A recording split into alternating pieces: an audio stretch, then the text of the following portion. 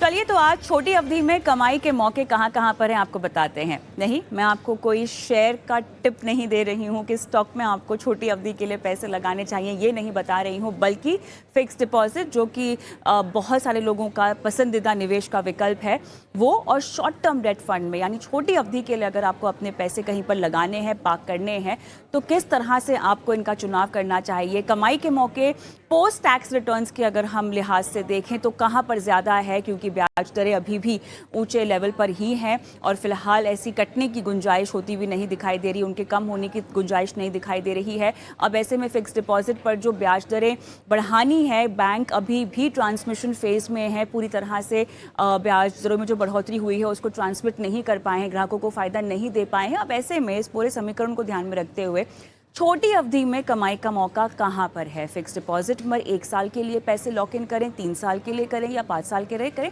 या short term debt funds की ओर आप अभी भी अपना रुख जो है वो अपना सकते हैं, रुख कर सकते हैं। Shweta Rajani, head mutual funds, Anand Rathi wealth, मेरे साथ जुड़ गई हैं। श्वेता, स्वागत है आपका। और ये जो चर्चा है और ये जो कंपैरिजन है, ये जो तुलना है, मेरे ख्याल से हम तब से कर रहे हैं जब से ब्याज दरों का बढ़ना शुरू हुआ था। फिक्स डिपॉजिट में कमाई के मौके हैं, फिक्स्ड इनकम में कमाई के मौके हैं, उसमें भी छोटी अवधि का आप प्ले कर लीजिए। लेकिन अब श्वेता, हम इकॉनमी के लिहाज से देखें, भारत या विदेश, ग्लोबल इकॉनमी की बात करें, हम ऐसे दो राहें पर हैं जहां पर फिलहाल ब्याज दरें घटने की संभावना तुरंत प्रभाव से नहीं दिखाई दे रही, जो शायद इस कैलेंडर ईयर के शुरुआत में हमको दिखाई दे रही थी। जैसे हमें लग रहा था कि साल के अंत तक हो सकता है कि कम होनी शुरू हो जाए, अब वो समीकरण नहीं है। लेकिन पॉज जो है वो हो सकता है कि थोड़ा सा और लंबा चल जाए। अब अगर किसी को छोटी अवधि में पैसे पार्क करने हैं, मतलब कमाई करनी है, उनको पैसे बस निवेश करके छोड़ देने हैं 1 आध साल के लिए, तो सवाल अब ये है कि फिक्स डिपॉजिट जहाँ पर भी आपको अच्छी खासी बढ़त मिल रही है, अच्छी खासी, अगर आप 1 से 3 साल का ड्यूरेशन देखें तो आपको अच्छा खासा ब्याज मिल रहा है, 7.5 से 8 के आसपास एवरेज है जो आपको तमाम बैंक्स जो हैं वो ऑफर कर रहे हैं। पोस्ट टैक्स रिटर्न्स पर नहीं जाएंगे, उसकी बात हम अंत में करेंगे। लेकिन शॉर्ट टर्म डेट फंड्स को लेकर आप किस तरह की नसीहत देना चाहेंगी? शुरुआत करते हैं, शॉर्ट टर्म डेट फंड्स होते क्या हैं? बिकॉज मोटा मोटा हर किसी को पता होता है कि फिक्स डिपॉजिट क्या है। ठीक है, आप एक निर्धारित टर्म के लिए, निर्धारित समय अवधि के लिए अपने पैसे लॉक इन कर लेते हैं बैंक एफडीज में, कॉर्पोरेट एफडीज में, जहां भी आपको अच्छी ब्याज दर लगे। लेकिन शॉर्ट टर्म डेट फंड्स को लेकर थोड़ी सी जागरूकता की कमी है, तो शुरुआत उसी से करते हैं। श्वेता, क्या होते हैं शॉर्ट टर्म डेट फंड्स? जी कविता, जैसे आपने कहा ब्याज दरें घटने का इस साल का उम्मीद नहीं लग रहा है हमें। हो सकता है अगले साल बीच में कहीं हम देखें कि ब्याज दरें घटना शुरू हो जाए। अब आते हैं डेट फंड्स में। जैसे आपने कहा एफडी तो सब जानते हैं। डेट म्यूचुअल फंड्स जो आपके होते हैं उसमें आपको 16 तरीके के डेट फंड्स होते हैं जो आप जिस अवधि के लिए निवेश करना चाहते हैं उस हिसाब से आप उस कैटेगरी के फंड में निवेश कर सकते हैं। सबसे कम जो होते हैं शॉर्ट टर्म की, अगर मैं कैटेगरी कहूंगी, वहां पे आपके पास 4 से 5 कैटेगरीज होती है। सबसे शुरुआत करते हैं ओवरनाइट फंड। जैसे अगर आपको 1 हफ्ते के लिए निवेश करके छोड़ना है, आप ओवरनाइट फंड में डाल दें। फिर आता है लिक्विड फंड। आपका लिक्विड फंड आप डालेंगे, आप कंसिडर कर सकते हैं अगर आप 1 महीने तक का निवेश चाहते हैं तो 1 से 2 महीने के लिए लिक्विड फंड्स की एक कैटेगरी हो जाती है। अब अगर आप निवेश करना चाहते हैं, समझ लीजिए कहीं भी 4 महीने से लेके 1 साल की अवधि तक, तो आपके पास कैटेगरीज आ जाती हैं मनी मार्केट की और अल्ट्रा शॉर्ट ड्यूरेशन। अब मैं आपको बस अब नाम बता रही हूँ, फिर मैं आपको क्या आप एक्सपेक्ट कर सकते हैं रिटर्न के दौर पे वो भी बताती हूँ। और लास्ट में अगर आप समझ लीजिए 1 साल से 1.5 साल की अवधि के लिए निवेश करना चाहते हैं, तो फिर आपके पास आ जाती है एक लो ड्यूरेशन फंड की कैटेगरी। कहीं भी अगर आप 2 से 3 साल का समय देख रहे हैं निवेश करने के लिए, फिर आती है शॉर्ट टर्म की कैटेगरी। इसके बाद 3 साल के ऊपर आपकी और कैटेगरीज आ जाती हैं। बट ये 5 से 6 कैटेगरीज हैं जो आप अपने ऑप्शंस देख सकते हैं अगर आप कहीं भी 1 हफ्ते से लेके 3 साल तक का आपका समय है निवेश करने के लिए। रिटर्न, अगर रिटर्न की बात करें तो ओवरनाइट और लिक्विड फंड्स आपको 6.5% की रिटर्न की आप संभावना रख सकते हैं। Money market ultra short duration की जो कैटेगरीज हैं, यहाँ पे आप करीबन 7% के आसपास का एक रिटर्न एक्सपेक्टेशन रख सकते हैं। लो ड्यूरेशन भी 7 से सवा 7 के रेंज में चल रहा है। और यहाँ तक कि मैं कहूंगी शॉर्ट ड्यूरेशन की भी जो कैटेगरी है, आपको 7 से सवा 7% की आप रिटर्न की एक्सपेक्टेशन रख सकते हैं। श्वेता, ये बताइए मुझे कि फिलहाल आपने जो ब्याज दरें बताई शॉर्ट टर्म डेट फंड्स की और जो अवधि बताई है, तो जब चुनाव करना हो किसी भी शॉर्ट टर्म डेट फंड में निवेश करने का, तो इन ब्याज दरों को देखा जाए या इस निवेश अवधि को देखा जाए जिस समय के लिए आपको पैसे डालने हैं इनमें? जी। दोनों ही बहुत ज़रूरी हो जाते हैं बिकॉज़ क्या होता है अ, एक तो हो गई कि जो आपकी रिटर्न की एक्सपेक्टेशन है, वो आपको एक इंडिकेशन दे देती है कि आप ये रिटर्न एक्सपेक्ट कर सकते हैं, लेकिन ये एफडी की तरह नहीं होते। यहाँ पे आपकी म्यूचुअल फंड की एनएवी आप देखेंगे रोज़ उनमें यू नो उतार-चढ़ाव होता है। इक्विटी में ज़्यादा होता है, डेट में थोड़ा कम होता है क्योंकि आप हर दिन का आपका इंटरेस्ट आप अक्रू करते जाते हैं और वो आपको प्राइस में दिखता है, आपके एनएवी में दिखता है।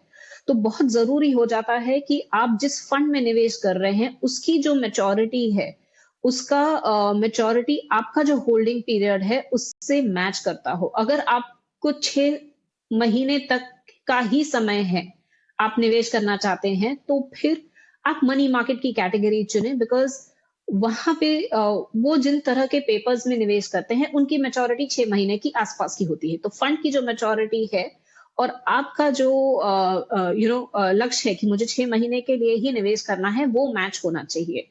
और वो बहुत ज़रूरी हो जाता है। तो इसका फ़ायदा ये होगा कि जो आपने रिटर्न की एक्सपेक्टेशन की थी शुरुआत में, जो आपकी एक्चुअल रिटर्न आएगी, वो बहुत ही क्लोज़ होगी। तो तो शिल्पा, 2 अब चीज़ें जिन बहुत भी ज़रूरी आप हो जाती हैं। जी जी श्वेता, जी श्वेता, जी। श्वेता, जो आपने अभी फंड्स के नाम बताएं, अब फिक्स डिपॉजिट के लिए तो कोई बेंचमार्क होता नहीं है, मतलब वो तो ब्याज दरें होती हैं जो मेरे ख्याल से आप उनके कंपेयर करते हैं, उनके उतरने में और कटने में और बढ़ने के हिसाब से ब्याज दरें मूव होती हैं। लेकिन ये अगर हम शॉर्ट टर्म डेट फंड्स की बात करें, इनकी भी कोई बेंचमार्किंग होती होगी जिनकी तुलना आप करना चाहेंगी और समझाना चाहेंगी कि कैसे जो फंड्स हैं वो बेंचमार्क से ज़्यादा परफॉर्म कर रहे हैं तो क्यों कर रहे हैं, अगर कम परफॉर्म कर रहे हैं तो क्यों कर रहे हैं, क्या ऐसी भी कोई पेचीदगी होती है इनमें? जी कविता, ये आपने एक बहुत ज़रूरी बात कही कि डेट फंड्स के बेंचमार्क होते हैं। जैसे कि अगर क्रिसिल की एक एजेंसी है जहाँ पे इनके बेंचमार्क्स होते हैं।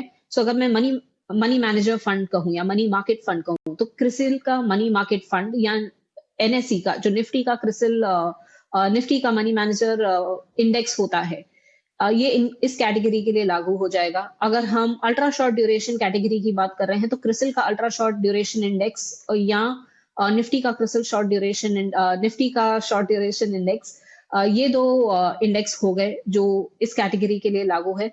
तो हर कैटेगरी का एक इंडेक्स रहता है, जो कैटेगरी के नाम से ही मशहूर होता है। CRISIL liquid fund index, CRISIL ultra short fund index, CRISIL low duration index, इस हिसाब से हर कैटेगरी का एक आपको बेंचमार्क मिल जाएगा। फंड की रिटर्न अगर आप देखेंगे तो जो पोर्टफोलियो की कंस्ट्रक्ट होती है, वो जिस तरह के पेपर में निवेश करते हैं, गवर्नमेंट के पेपर में, कॉर्पोरेट बॉन्ड पेपर में, ट्रिपल ए हो या डबल ए हो, फंड का पोर्टफोलियो इंडेक्स से काफी मिलता जुलता होता है। पर कुछ चीजें जो अलग होती है, अब जैसे बेंचमार्क में खर्चा नहीं होता, फंड में खर्चा होता है। तो आप कई अ, कई मौकों में आप देखोगे जैसे फंड का जो खर्चा है, अ, जैसे एक मनी मैनेजर फंड हो गया, उसका 50 पैसे का खर्च होता है। तो अगर बेंचमार्क की रिटर्न आप 7.5% देख रहे हैं, तो फंड की रिटर्न 7 या 7.5% के रेंज में होगी। दूसरा एक फ़र्क की बात हो जाती है, इंडेक्स कैश नहीं मेंटेन करता। फंड को कैश मेंटेन करनी रहती है क्योंकि उसमें पैसे आते-जाते रहते हैं, रिडेम्पशंस होते हैं। तो 7% या 10% के आसपास फंड में कैश हो जाएगा। उस वजह से रिटर्न हो सकता है इंडेक्स जितना हो या इंडेक्स से थोड़ा कम हो। तो ये चीज़ें होती हैं जो ध्यान में रखनी चाहिए। आप जब निवेश कर रहे हैं तो देखें कौन से ऐसे फंड्स हैं जो ये बेंचमार्क को आउट परफॉर्म करने की क्षमता रखते हैं, कैश होने के बावजूद, खर्च होने के बावजूद। तो ये 2-3 चीज़ें हैं जो मैं कहूँगी ध्यान में रखनी चाहिए। चलिए, अब सवाल आता है कि ब्याज की कमाई कहाँ पर ज़्यादा हो सकती है। बहुत सारे लोगों को हो सकता है कि डेट म्यूचुअल फंड थोड़े से कॉम्प्लिकेटेड लगें, समझ में नहीं आए, जबकि फिक्स डिपॉजिट पुराना निवेश का विकल्प है, लोगों का उसमें भरोसा है, और बैंक एफडीज़ में आपका इंश्योरेंस भी एक बहुत बड़ा फैक्टर है जो लोगों को एक पीस ऑफ माइंड देता है, श्वेता, जिसकी वजह से उसको पसंद किया जाता है। अब पोस्ट टैक्स रिटर्न की मैं बात करना चाहती हूँ। एक बहुत बड़ा फ़ायदा जो कि डेट म्यूचुअल फंड से चला गया, इंडेक्सेशन का। उसके बाद Shweta, fix deposit, date funds क्या एक ही पेडेस्टल पर आ गए हैं, एक ही प्लेटफॉर्म पर आ गए हैं? जी, अगर आप वैसे देखें तो जो अगर हम डेट शॉर्ट टर्म फंड्स की बात कर रहे हैं, उनमें फ़र्क वैसे नहीं पड़ा है, बिकॉज़ जो पहले रूल था डेट टैक्सेशन का, वो ये था कि अगर आप 3 साल से नीचे के समय के लिए निवेश कर रहे हैं, तो ये शॉर्ट टर्म कैपिटल गेन माना जाता था, जो आपको आपके टैक्स स्लैब के हिसाब से, अगर आप मैक्सिमम टैक्स स्लैब में थे, तो 30% की टैक्स रेट आपको तब भी लगती थी, जो आपको अब भी लगती है। अगर आप डेट फंड्स को 3 साल के ऊपर निवेश कर रहे थे या आपका होल्डिंग पीरियड था, तब वो आपको इंडेक्सेशन का बेनिफिट मिलता था। सो अगर हम ये शॉर्ट ड्यूरेशन फंड्स की बात करें, तो इनमें वैसे फ़र्क नहीं पड़ा है। अ, लेकिन जो लंबे समय के भी आपके थे डेट फंड्स, वहाँ पे आज भी आपको एक फ़ायदा ये है कि ये कैपिटल गेन के हेड में कंसिडर किया जाता है। तो फ़ायदा ये होता है कि जैसे अगर आपके पास कहीं कैपिटल लॉस हुआ हो, समझ लीजिए आपके पास डेट के साथ कहीं इक्विटी है, जहाँ आपको थोड़ा नुकसान हो गया है कैपिटल का, या आपके पास कहीं कोई रियल एस्टेट प्रॉपर्टी थी जहाँ आपके कोई नुकसान हो गया है, तो वो वाला जो नुकसान है इस फ़ायदे के अगेंस्ट आप सेट ऑफ कर सकते हैं, जो आपको फ़ायदा एफडी में नहीं मिलता। एफडी आपको इंटरेस्ट इनकम कंसिडर की जाती है, जो आपको 30% पे टैक्स पे करनी ही पड़ेगी। तो ये एक छोटा-सा फ़ायदा है जो आज भी आपको डेट फंड पे मिल जाता है। ऑलराइट, मेरे ख्याल से काफ़ी विस्तार से हमने दर्शकों को ये समझाया कि अगर आपको छोटी अवधि के लिए पैसे पॉकेट करने हैं तो कैसे सोच समझकर अपने पोर्टफोलियो में आपको फिक्स इनकम में फिक्स डिपॉजिट या शॉर्ट टर्म डेट फंड्स को जगह देनी चाहिए। कुछ भी करें, ये आप सुनिश्चित करें कि आपका जो निवेश है वो अच्छी तरह से डाइवर्सिफाइड हो। अगर आप फिक्स इनकम में भी अपने पैसे डाल रहे हैं, अगर आप एक कंजर्वेटिव निवेशक हैं, बहुत जोखिम नहीं ले सकते हैं, तब भी बहुत ज़रूरी है कि आप फिक्स्ड इनकम पोर्टफोलियो में भी फिक्स्ड इनकम का जो एक्सपोजर है उसको भी डाइवर्सिफाई करें और सभी एक तरह के निवेश विकल्पों को अपने पोर्टफोलियो में ना डालें। इसकी रणनीति अगर चाहते हैं विस्तार से तो अपने सवाल हमें व्हाट्सएप कर सकते हैं या यूट्यूब के कमेंट बॉक्स पे भी डाल सकते हैं। फिलहाल श्वेता हमारे साथ बनी हुई हैं, लेकिन हमें रुकना होगा एक छोटे से ब्रेक के लिए, और ब्रेक के उस पार दर्शकों के सवालों के जवाब और उनकी लाइफ फाइनेंशियल प्लानिंग होगी श्वेता के साथ इस छोटे से ब्रेक के बाद।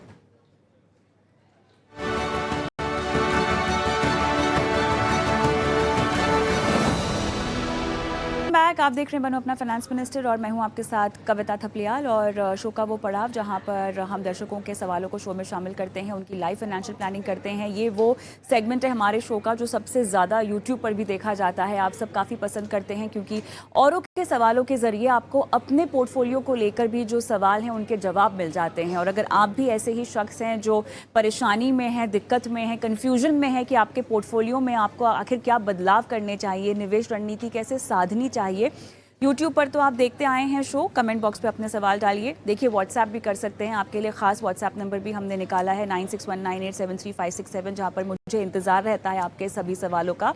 और एक एक करके दर्शकों को जोड़ते हैं। श्वेता रजानी हमारे साथ बनी हुई हैं जो आज लाइफ फाइनेंशियल प्लानिंग करेंगी।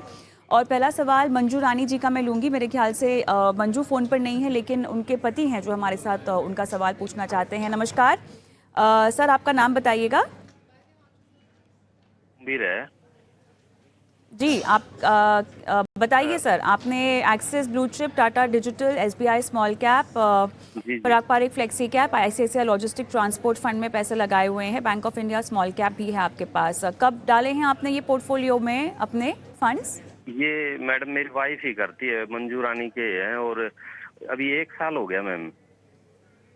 उन्होंने सलाह ली है किसी से, कैसे उन्होंने ये फंड्स जोड़े हैं पोर्टफोलियो में? सलाह तो नहीं ली है मैडम, ऐसे जैसे शो देखती है वो, आपका शो देखती है हमेशा, और अच्छा अच्छा अच्छा। बाकी टीवी से देख के लिया है मैम। तो उसका उनसे कहना ये बात है नहीं हो कि सकती हमारी? अभी मैं थोड़ा सा बाहर हूँ मैम। तो ये आपका नंबर है, उनका नंबर है? नंबर तो मेरा है, उसका दूसरा नंबर था मैम, इसी अच्छा, से तो भेजा क्योंकि है। उनसे बात हो पाती तो उन्हें हम समझा पाते और उन्हें कहते और मुबारकबाद भी देते, क्योंकि एक महिला निवेशक जिनकी हम मात्रा चाहते हैं कि बढ़े हमारे देश में, और उनको सराहना चाहते थे कि उन्होंने अपने निवेश के प्रति कदम उठाया है। क्या करती क्या है वो वैसे? वो टीचर है मैम। टीचर हैं। क्या पढ़ाती हैं? वो जियोग्राफी पढ़ाती है मैम। बहुत बढ़िया। उन्हें आपने कहा कि शो लाइव देख लें टीवी पर? मैंने बताया तो है मैम, मैं बाहर आया हुआ हूँ थोड़ा सा। अच्छा, ठीक है। तो 2 से 3 करोड़ चाहिए। देखिए, 2 और 3 करोड़ के बीच में ना सर 1 करोड़ का फ़र्क होता है, और उतना आपका ओके मैम। निवेश बढ़ जाएगा या कम हो जाएगा। 30 साल का समय है, लेकिन निवेश को बढ़ाना होगा। कितना बढ़ा पाएंगे? बढ़ा पाएंगे मैम, 5 से 10 हज़ार रुपये, 5-7 हज़ार 5 से रुपये और बढ़ 10। जाए तो। जी जी। चलिए, मंजू रानी जी को बताइएगा, उन्हें बधाई दीजिएगा कि उन्होंने, और जी शुक्रिया अदा भी उनका मैं करना चाहती हूँ, उन्होंने हमारा शो देखा, कुछ फंड्स अपने पोर्टफोलियो में शामिल भी किए हैं। लक्ष्य उन्होंने साधे हैं, भले ही 2-3 करोड़ हैं, तो मैं 3 करोड़ का टारगेट पहले लेती हूँ, उसके बाद बताऊंगी कि 2 करोड़ के लिए कितना निवेश करना होगा। श्वेता से सवाल पूछेंगे, लेकिन उन्होंने निवेश अवधि दे दी है 30 साल की, जो कि बहुत अच्छी बात है। बुनियादी तौर पर हर एक निवेशक को शुरुआत ऐसे ही करनी होती है। तो मुबारकबाद आपको मंजू जी, और श्वेता की ओर रुख करती हूँ। श्वेता, बताइए, 3 करोड़ लेते हैं श्वेता पहले हायर एंड पर, उसके बाद हम 2 पे जाएंगे और बताएंगे कि किस तरह उनको निवेश कम करना होगा। बताइए, 3 CR और 30 साल। जी। और कविता जी, खुशी की बात ये है कि जो इन्होंने समय बताया है 30 साल का समय है, और इक्विटी का जो हम लंबे तौर का रिटर्न देखें, 14% की रिटर्न आप लंबे समय में एक्सपेक्ट कर सकते हैं इक्विटी से। तो खुशी की बात ये है कि जो इनका लक्ष्य है 3 करोड़ का, ये तो वो अचीव कर ही लेंगे। मेरे आंकड़ों के हिसाब से ये करीबन 7 से 8 करोड़ पे पहुंच जाएंगे 30 साल पे, अगर ये लगातार हर महीने निवेश करते रहे अपना, जो 14,000 आज के दिन पे हर महीने कर रहे हैं।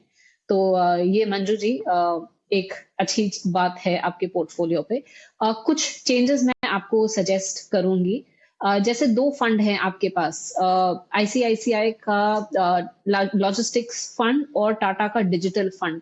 इनको सेक्टर या थीमेटिक फंड कहा जाता है। ये मतलब एक ही सेक्टर में, जैसे आईटी में ही या लॉजिस्टिक्स की कंपनियों में ही निवेश करते हैं। इनमें प्रॉब्लम ये हो जाता है कि हर सेक्टर की एक साइकिल होती है।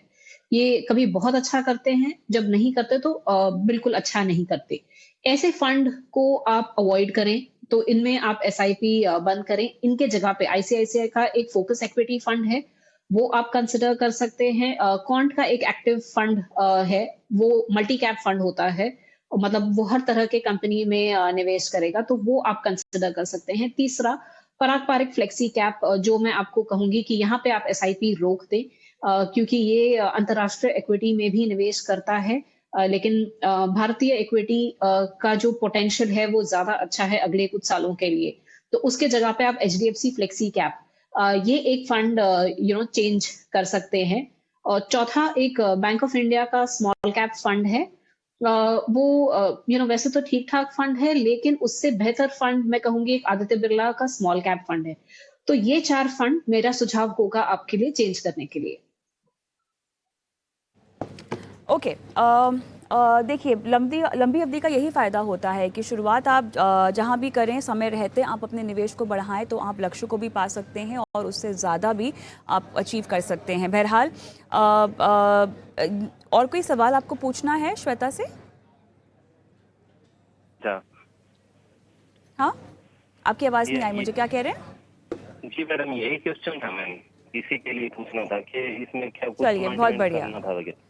जी मैम। जी, तो सलाह आपको मिल गई है। अगर आप कुछ नहीं समझ पाए हैं तो ये शो हमारा यूट्यूब पर भी जाता है, तो अपने सवाल का जवाब जो है आप वहाँ पर भी देख सकते हैं। आगे बढ़ते हैं। गोविंद बिष्ट मेरे साथ फ़ोन लाइन पर हैं। बिष्ट जी नमस्कार, कैसे हैं सर आप? मैम एकदम अच्छे हैं, आप कैसे हैं? मैं बिल्कुल ठीक। कहाँ से बोल रहे हो आप? मैम मैं उत्तराखंड से बोल रहा हूँ। चलिए, बहुत बढ़िया। कैसे वहाँ पे हालचाल, सब ठीक? हाँ एकदम बढ़िया है मैम, वहाँ पे थोड़ी ठंड, बस नवंबर से ठंड शुरू हो जाएगी। हाँ। मुंबई से काफी अच्छा है। अरे मुंबई में तो अक्टूबर हीट जैसे शुरू ही हो चुकी है। बहुत ही भयंकर गर्मी और ह्यूमिडिटी यहाँ पर बढ़ गई है। अच्छा लगा उत्तराखंड में, अब आप ठंड का इंतज़ार कर रहे हैं। बहुत बढ़िया। ठंड में क्या एकदम खाते हैं एकदम वहाँ एकदम। पर? एक भट खाते हैं मेरे ख्याल से। हाँ। हाँ भट भट की चटकानी बोलते हैं। हाँ। जो पहाड़ की एकदम वन ऑफ दी, जो ऐसी दाल है जो कहीं और मिलती नहीं है और बहुत प्रोटीन मिलती रहता है नहीं है, उसमें। बिल्कुल। बिल्कुल, हम बहुत ढूँढते हैं, बॉम्बे में नहीं मिलती है तो हमें भी वहीं से मंगवानी पड़ती है। बहरहाल ये चर्चा तो हमारी चलती रहेगी। गोविंद, मैं जरूर आपके जरूर। सवाल पर आती हूँ। श्वेता, अच्छा, या आपने जिन फाइनेंशियल प्लानर्स का नाम दिया था, फिरोज़ प्रांजल कामरा या हेमंत सिद्दीकी, वो तो नहीं, लेकिन हाँ, आनंद राठी से ही सही, लेकिन श्वेता हमारे साथ हैं, जो कि बहुत उम्दा एक्सपर्ट हैं और अपनी पुरजोर कोशिश करेंगी आपकी सहायता करने की। सवाल मेरे पास है, उसमें क्या कुछ ऐड करना है आपने? पराग पारेख, कैनरा बैंक का इमर्जिंग इक्विटी, एसबीआई का small cap, Motilal Oswal Nasdaq fund of fund, NPS में डालते हैं, पीपीएफ में आपका जाता है निवेश, फाइनेंशियल गोल्स भी आपने अपने डिसाइड कर रखे हैं, खर्चा भी आपने अपना बता रखा है। चलिए, बहुत बढ़िया, लक्ष्य भी आपने डिसाइड कर रखे हैं। सो इन्फ्लेशन एडजस्टेड गोल्स को लेकर आपको हम सलाह देते हैं और किस तरह से डाइवर्सिफाइड आपको होना चाहिए इक्विटी और डेट में, ये बताएंगे। और एसआईपी बढ़ाने को लेकर आपकी रणनीति कैसे आगे होनी चाहिए, ये भी बताएंगे। कुछ और ऐड करना है आपने?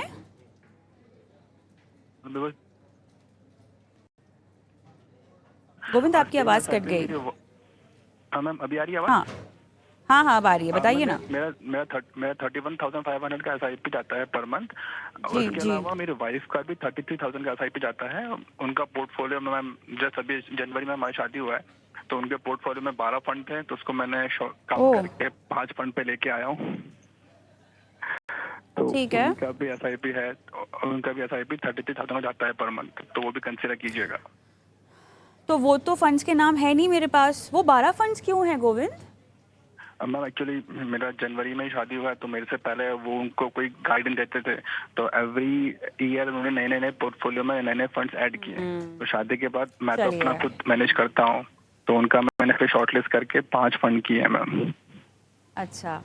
चलिए, मुबारकबाद आपकी शादी के लिए। और मैं गुजारिश करूंगी कि अगला सवाल आपकी वाइफ की तरफ से आना चाहिए और बिल्कुल मैं चाहूंगी कि उनके 12 फंड्स के पोर्टफोलियो को देखा जाए और उनको सलाह दिलाई जाए। बहरहाल श्वेता, बताइए, काफ़ी अच्छा पोर्टफोलियो है जी गोविंद का इन टर्म्स ऑफ डिसाइडिंग कि उनकी ज़रूरत क्या है। फाइनेंशियल पोर्टफोलियो उन्होंने क्यों बनाया है, उसको लेके बहुत क्लैरिटी है, बताइए। जी। गोविंद जी, शादी के लिए बहुत बहुत मुबारकबाद आपको। और जैसे कविता जी ने कहा, एक चीज बहुत अच्छी है कि आपने अपना लक्ष्य सही तरह से लिखा हुआ है कि आपको कितने समय बाद आपको कितने रुपए की जरूरत हो सकती है। जो इन्फ्लेशन एडजस्टेड है, यहाँ पे एक चीज मैं आपको कहूंगी कि आप जो इन्फ्लेशन गवर्नमेंट पब्लिश करता है, जो 5% के आसपास अभी चल रहा है, वो कंसिडर ना करें। जैसे आप बच्चों की पढ़ाई की बात कर रहे हैं, तो यहाँ पे अगर वो बच्चा बाहर जाएगा पढ़ाई के लिए तो क्या खर्चा बढ़ सकता है।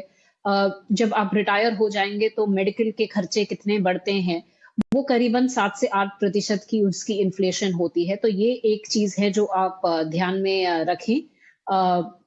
दूसरी बात जो आप कहे आपने पूछी थी, क्या सारा पैसा इक्विटी में होना चाहिए या कुछ डेट में भी होना चाहिए, तो उसके लिए मैं आपको कहूंगी, आपके पास लंबा समय है। आप 25 साल के बाद आपके गोल को अचीव करना चाहते हैं, तो इसके लिए आप 80% कम से कम इक्विटी में रख सकते हैं और उसका फायदा आप उठा सकते हैं। 20% जो आप डेट में रखें, वो आपकी जो एनपीएस है, पीपीएफ है, वो डेट पोर्शन में कंसिडर की जाती है। इक्विटी फंड्स पे आते हैं। आप 31,000 की एसआईपी कर रहे हैं। अगर आप 31,000 की एसआईपी कंसिडर करेंगे तो 14% का एक रेट ऑफ रिटर्न की एक्सपेक्टेशन हम पकड़ के चलते हैं। ये आपको अपने गोल के बहुत नजदीक ले जाएगा।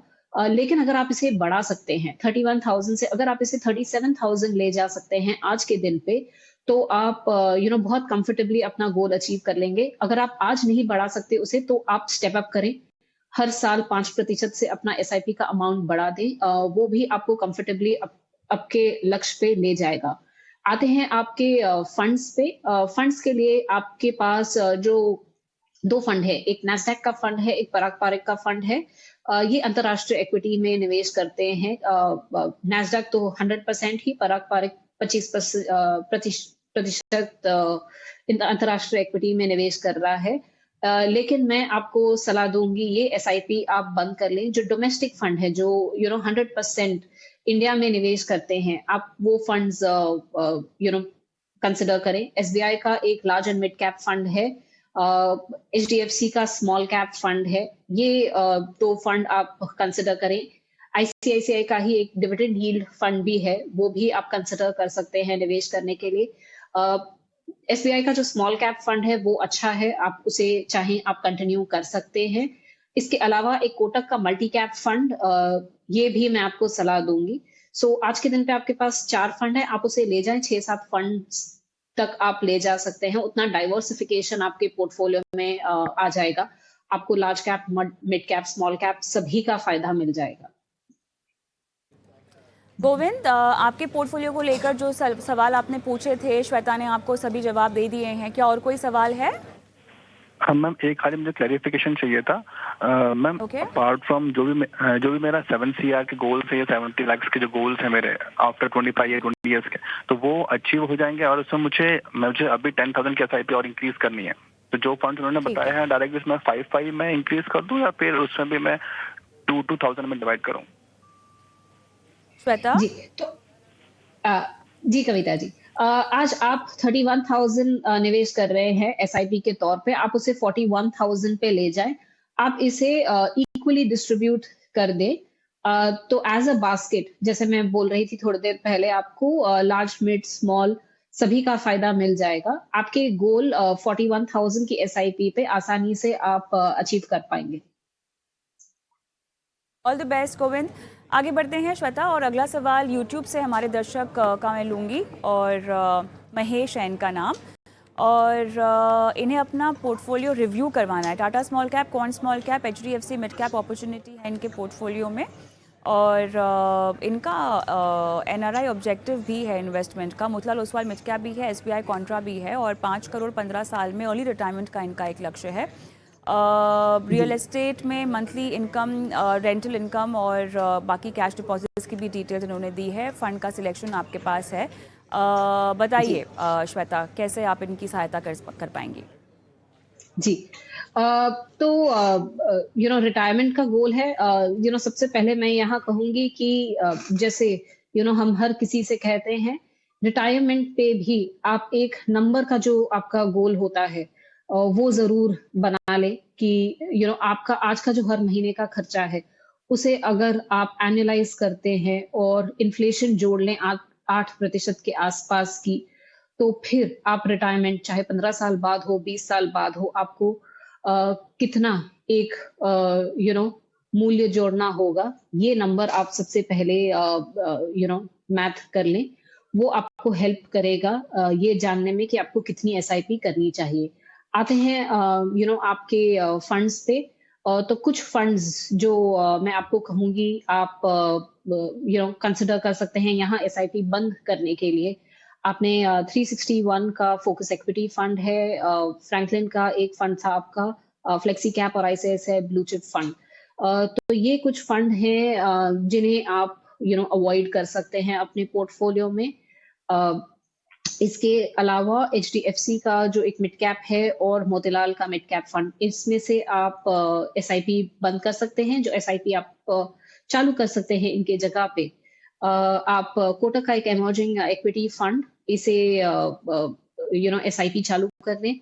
कॉन्ट की स्मॉल कैप फंड है आपके पास, वो अच्छी फंड है, उसे आप कंटिन्यू करें। एचडीएफसी मिड कैप के जगह आप एचडीएफसी स्मॉल कैप फंड में चले जाएं, तो ये अच्छा होगा। फ्रैंकलिन फ्लेक्सी कैप की जगह आप फ्रैंकलिन ब्लू चिप फंड में चले जाएं। तो ये कुछ मेरी सुझाव होगी आपके लिए चेंजेस करने के लिए। ऑलराइट, आगे बढ़ते हैं, और शिंदे साहब का सवाल मैं लूँगी। श्वेता, और इन्हें म्यूचुअल फंड में इन्वेस्ट करना है और ये जानना चाहते हैं कि कौन से उनके लिए सही रहेंगे। टॉप 5 म्यूचुअल फंड्स 1000 रुपये ये निवेश करना चाहते हैं 10 साल के लिए। और ये सवाल भी दरअसल हमारा यूट्यूब के ज़रिए ही है जो हमारे दर्शक पूछना चाहते हैं। बहुत बहुत धन्यवाद तमाम दर्शकों का दरअसल जो यूट्यूब पे हमें लगातार देख रहे हैं और अपने सवाल भी भेज रहे हैं। और श्वेता, हर तरह के निवेशक हैं देखिए जो अपने इन्वेस्टमेंट स्ट्रैटेजीज़ बना चुके हैं, या कुछ ऐसे भी हैं शिंदे साहब के जैसे जो अपने इन्वेस्टमेंट को शुरू करना चाहते हैं और उसमें भी म्यूचुअल फंड जैसे इन्वेस्टमेंट व्हीकल का सहारा लेना चाहते हैं। तो अब बताइए कि सबसे पहले तो ये म्यूचुअल फंड्स को क्यों चुने, ठीक है, एक तो इस सवाल का जवाब। और दूसरा, अगर ये चुन चुके हैं तो महज 1000 रुपये से, ठीक है, ये भी बहुत महत्वपूर्ण बात है क्योंकि अक्सर लोगों को लगता है कि निवेश करने के लिए बहुत बड़ी रकम का इंतजार करना चाहिए, जब वो रकम इकट्ठा हो जाए तभी बाजार में डालने होते हैं। लेकिन शिंदे साहब जैसे बहुत सारे लोग हैं जो शायद 500 रुपये और 1000 रुपये से अपने इन्वेस्टमेंट की शुरुआत करना चाहते हैं, है ना। तो महज 1000 रुपये से ही आप भले ही शुरुआत करें, कितना कमा पाएंगे, कैसे कमा पाएंगे, तो एक नए निवेशक के लिहाज से तमाम जानकारियां दे दें श्वेता। जी बिल्कुल कविता जी। शिंदे जी, सबसे पहले तो आपने बहुत ही सही प्रोडक्ट चुना है म्यूचुअल फंड्स अपने निवेश के लिए, क्योंकि जो म्यूचुअल फंड का फायदा एक ये हो जाता है कि आपको फंड मैनेजर की जो एक्सपर्टीज है वो मिल जाती है, और एक नहीं, आप 3-4 फंड में भी अगर शुरुआत करें तो 3-4 एक्सपर्ट आपके लिए काम कर रहे हैं एक तरह से, और तो वो एक फायदा है। दूसरा फायदा, अगर हम हिस्टोरिकली ट्रैक रिकॉर्ड देखें म्यूचुअल फंड का, तो हम इसे कहते हैं अल्फा या आउट परफॉर्मेंस। तो जो इक्विटी मार्केट आपको देता है, जो आप निफ्टी में देखेंगे, इंडेक्स की जो रिटर्न होती है, म्यूचुअल फंड मैनेजर्स उससे 2-3% ज्यादा का ही रिटर्न आपको दे सकते हैं। तो उसे हम बोलते हैं फंड मैनेजर की एक्टिव मैनेजमेंट के वजह से जो आपको एक्स्ट्रा रिटर्न बनी या अल्फा बनी। तो ये हमने देखा है लंबे समय में म्यूचुअल फंड्स आपको दे सकते हैं। तीसरा फायदा ये होता है कि फंड मैनेजर आपके बिहाफ पे एक्टिवली पोर्टफोलियो चेंज कर रहा है। तो कभी वो लार्ज कैप में निवेश करेंगे, कब मिड कैप में, कब स्मॉल कैप में। तो जैसे जैसे मार्केट में जो उतार चढ़ाव, जो चेंजेस होते हैं, वो उनका फायदा उठाते हैं। इसीलिए म्यूचुअल फंड एक तरह से जो शुरुआत कर रहे हैं या जो उतना समय नहीं निकाल पाते खुद मार्केट स्टडी करने के लिए, कंपनी स्टडी करने के लिए, उनके लिए ये बहुत ही अच्छा रूट होता है टू पार्टिसिपेट इन इक्विटी और फायदा उठाने के लिए। लंबे समय का, जैसे मैंने कहा, आप जो भी मार्केट का रिटर्न है उससे 2 से 3% तो ज्यादा एक्स्ट्रा रिटर्न आप एक्सपेक्ट कर ही सकते हो म्यूचुअल फंड्स से। दूसरी बात, जैसे कविता जी बोल रही थी, 1000 छोटा अमाउंट नहीं होता। जैसे हम बोलते हैं बूंद बूंद से सागर बनता है, उसी तरह से अगर आप देखें तो आप शुरुआत कर लें 1000 रुपए से, लेकिन आप इसको ग्रो कर रहे हैं 12 से 14% पे, तो 10 साल बाद ये 1000 भी आपको लाखों की एक मूल्य दे देगा। इसका इतना पोटेंशियल होता है। तो जी, आप बिल्कुल सही जा रहे हैं। कुछ फंड मैं आपको जो सजेस्ट करूंगी, बिकॉज आप अभी शुरुआत कर रहे हैं, तो आपको हर कैटेगरी का एक बेनिफिट मिलना चाहिए। तो एक फंड जो हो गया फ्रैंकलिन ब्लू चिप फंड, ये लार्ज कैप फंड है। कोटक का इमर्जिंग फंड, ये एक मिड कैप फंड है। Canara Robeco flexi cap fund, ये हर तरह की कंपनियों में हर साइज की कंपनी में निवेश कर सकता है, तो इसका आपको एक बेनिफिट मिल जाएगा। और इन्वेस्को का एक स्मॉल कैप फंड, ये फंड है जो आप इनसे शुरुआत करें, ये अच्छे फंड है। और लगातार करते रहें, बीच में एसआईपी नहीं छोड़ना, उसे जारी रखना। और राइट, चलिए, तो यहाँ पर शिंदे जी को काफ़ी विस्तार से जानकारी दे दी है। झटपट मेरे ख्याल से एक और सवाल ले लेते हैं हमारे यूट्यूब के दर्शक का। श्वेता, अखिलेश सिंह, और 32 साल की इनकी उम्र है। 12-15 साल के लिए इनको इन्वेस्ट करना है और अच्छा कॉर्पस इकट्ठा करना चाहते हैं। एक्सिस ब्लू चिप है इनके पास, मिराई का इमर्जिंग ब्लू चिप फंड है, पराग पारे का फ्लेक्सी कैप है, एसबीआई का small cap digital fund, DSP mid cap, Motilal Oswal Nasdaq, SBI banking financial fund, value discovery ICICI का। इनमें से कौन कौन से फंड सही हैं, किन किन में से ये निकल सकते हैं, ये इनका सवाल है। अखिलेश जी, मैं देख रही थी आपके फंड्स, आई थिंक आप 17,000 के आसपास हर महीने निवेश कर रहे हैं। ये करीबन अगर आप 15 साल तक इसे कंटिन्यू करेंगे तो आप करीबन 1 करोड़ पे पहुंच जाएंगे। इसे अगर आप 10% हर साल बढ़ा सकते हैं तो यही वैल्यू आपको you know close to 2 crore के आसपास ले जाएगी। तो अगर हो सके हर साल अपनी एसआईपी को स्टेप अप करें। अब आते हैं आपके फंड्स पे। तो कुछ फंड्स जो आपको एग्जिट करने चाहिए मैंने नोट डाउन किए थे। मोतीलाल का नैस्डैक फंड, ये आप इस पे एसआईपी रोक सकते हैं। पारंपरिक फ्लेक्सी कैप, इसे आप रोक सकते हैं। जो फंड्स 100% इंडिया में निवेश करते हैं वो फंड्स बेहतरीन होंगे आपके लिए इस समय को देखते हुए। तो ये 2 फंड तो आप डेफिनेटली एग्जिट करें। इसके अलावा एसबीआई का banking and financial services fund, ये एक सेक्टर फंड है। ये बैंकिंग सेक्टर में ही निवेश करेगा। लेकिन हर साल बैंकिंग ही अच्छा करे ऐसा जरूरी नहीं होता। कभी आपका आईटी अच्छा करेगा, कभी फार्मा अच्छा करेगा। तो डाइवर्सिफाइड फंड्स जो हर सेक्टर में निवेश करता है वो हमें कंसिडर करना चाहिए। इसीलिए एसबीआई की भी आप एसआईपी रोक दे। और उसी तरह से टाटा डिजिटल जो सिर्फ आईटी सेक्टर में निवेश करता है वो फंड आप रोक दें।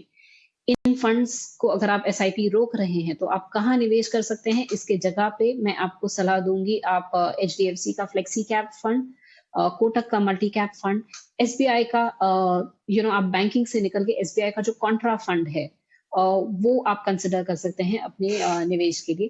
बाकी जो आपके फंड्स हैं वो अच्छे हैं। मिरेका इमर्जिंग फंड, आईक्रू value discovery, DSP mid cap, वो फंड्स ठीक कर रहे हैं। तो अब वहां आप कंटिन्यू कर सकते हैं अपनी एसआईपी। चलिए, मेरे ख्याल से काफ़ी विस्तार से दर्शकों की आज फाइनेंशियल प्लानिंग आपने की है। श्वेता, धन्यवाद, समय निकाला आपने इस आज की पूरी चर्चा के लिए। इसी के साथ हम छोटे से ब्रेक के लिए, लेकिन ब्रेक पर मैं जाऊं उससे पहले आपको छोड़े जा रही हूं हमारे एक व्हाट्सएप नंबर के साथ, जहां पर आपको अपने सवाल हम तक पहुंचाने हैं। यूट्यूब पर शो देखिए लाइव और अपने सवाल कमेंट बॉक्स में भी छोड़ सकते हैं। ब्रेक लूंगी, ब्रेक के बाद कैसे सोशल मीडिया इन्फ्लुएंसर्स से, भले ही वो किसी भी तरह के इन्फ्लुएंसर हो, हेल्थ इन्फ्लुएंसर हो, लाइफस्टाइल इन्फ्लुएंसर हो, मेकअप इन्फ्लुएंसर हो या फिर इन्फ्लुएंसर ही क्यों ना हो, कैसे इनसे आपको सावधान रहना है। कुछ गाइडलाइंस आई हैं जो आपके लिए एक बतौर सोशल मीडिया कंज्यूमर जानना ज़रूरी है। इस पर विस्तार से बात करेंगे इस ब्रेक के बाद।